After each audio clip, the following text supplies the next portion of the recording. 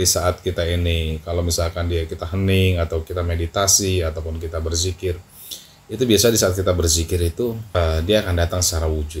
Jadi kalau seandainya seseorang pun yang memiliki hodam itu biasanya dia ada terah keturunan ataupun dia memiliki leluhur kakek yang memang dulunya itu memiliki kesaktian atau keilmuan. Menurut saya pribadi pun nggak semudah yang kita lihat-lihat yang lagi viral di TikTok ya. Jadi nama kosong, terus ini kosong, nama ini kosong, nggak segitu gampangnya.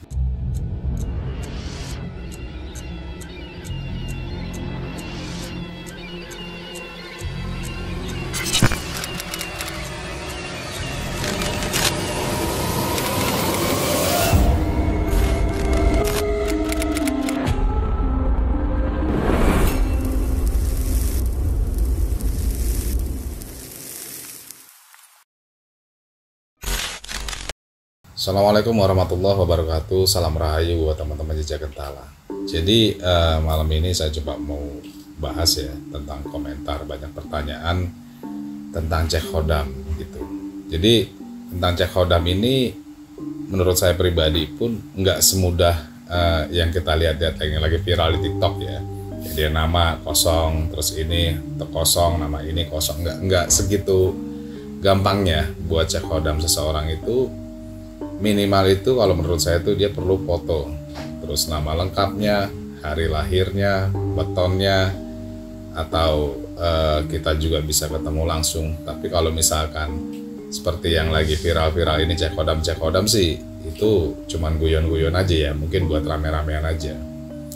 Jadi perjalanan saya di spiritual itu untuk mengecek hodam itu banyak banget tata caranya, nggak segampang itu gitu. Jadi ya itu sih buat asik-asik aja, buat hiburan buat teman-teman gitu. Jadi saya menjelaskan buat yang bertanya kepada saya bahwa untuk mengecek kodam ataupun pendamping seseorang itu nggak semudah itu gitu. Kita perlu ada konsentrasi yang tinggi. Kalau misalkan nama di sini Pak Imin atau Pak Ijo atau siapalah namanya, mungkin nama-nama itu ribuan bahkan jutaan di Indonesia ini gitu. Jadi untuk menerawang itu kenapa saya bilang harus pakai nama asli, terus juga harus ada BIN-nya ataupun foto yang lengkap, itu supaya kita akurat, nggak meleset gitu. Jadi kalau ngecek hodam nggak langsung dia ini kosong, ini isi, ini ada pendamping, ini ada pendamping alam atau pendamping dari Siliwangi Macan, nggak segampang itu. Jadi kalau seandainya seseorang pun yang memiliki hodam itu biasanya dia ada terah keturunan ataupun dia memiliki leluhur kakek yang memang dulunya itu memiliki kesaktian atau keilmuan, atau dia pernah menjalankan tentang lelaku kehidupan ataupun penggemblengan tentang supranatural atau spiritual, itu mungkin bisa memiliki hodam. Tapi untuk bawaan hodam lahir ini biasanya manusia jarang banget ya memiliki hodam yang bawaan lahir, apalagi dia bukan penggemblengan yang secara supranatural. Bisa ada dia memiliki hodam pendamping yang tadi saya bilang. Kalau dia memiliki terah dari keturunan itu bisa dikatakan titisan. Titisan ini di saat kakeknya ini meninggal, ruh kembali ke Allah, jasad kembali ke bumi, yang tertinggal ini ilmunya. Ilmunya ini bisa mewujud menjadi karomah, bisa mewujud menjadi hodam. Itu bisa dia menitis atau ikut ke badan dari keturunannya itu.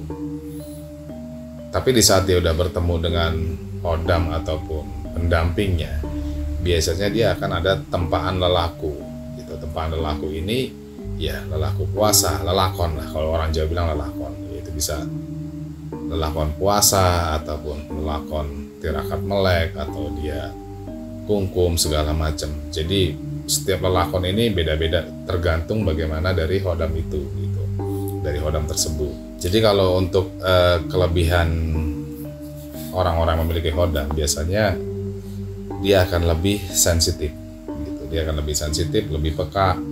Terus tanpa disengaja pun itu biasanya ada yang membisiki atau memberitahu jikalau sesuatu hal itu akan terjadi pada dirinya atau keluarganya.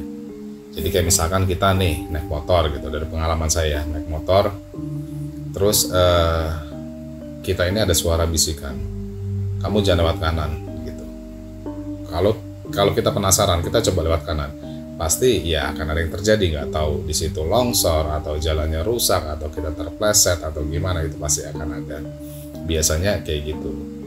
Terus juga untuk kepekaannya sendiri pun, kalau kita memiliki hodam, kita ini lebih banyak di saat kita ini, kalau misalkan kita hening atau kita meditasi ataupun kita berzikir, itu biasa di saat kita berzikir itu dia akan datang secara wujud. Dia akan datang secara wujud. Kalau seandainya tidak datang secara wujud, bisa juga melalui mimpi. Jadi banyak banget manfaatnya kalau kita memiliki hodam. Yang pasti hodamnya yang positif. Kalau seandainya hodam yang negatif itu, biasanya kita lebih temperamen, emosian, terus nggak bisa mengendalikan diri kalau emosi itu udah datang gitu. Jadi untuk menetralisir hodam yang ada dalam diri kita, jika kita punya hodam, lebih bagus ya perbanyak zikir, puasa, dan sholat tengah malam.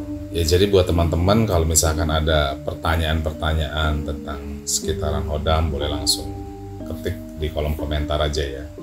Perlunya kita punya hodam atau enggak tergantung diri kita, mempercayai atau meyakini atau enggak, atau kita itu suka dengan hal supranatural atau ilmu gaib atau enggak gitu. Kalau kita suka, ya penting punya hodam, itu penting karena untuk memagari diri atau menjaga diri dari hal-hal yang tidak diinginkan.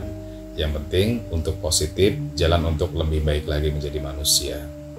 Usahakan kita sebagai manusia ini bermanfaat buat orang lain, karena segala sesuatu hal yang Allah ciptakan itu bermanfaat buat orang lain, bermanfaat untuk semesta. Oke, gitu aja. Jangan lupa tonton sampai habis. Assalamualaikum warahmatullahi wabarakatuh. Salam Rahayu.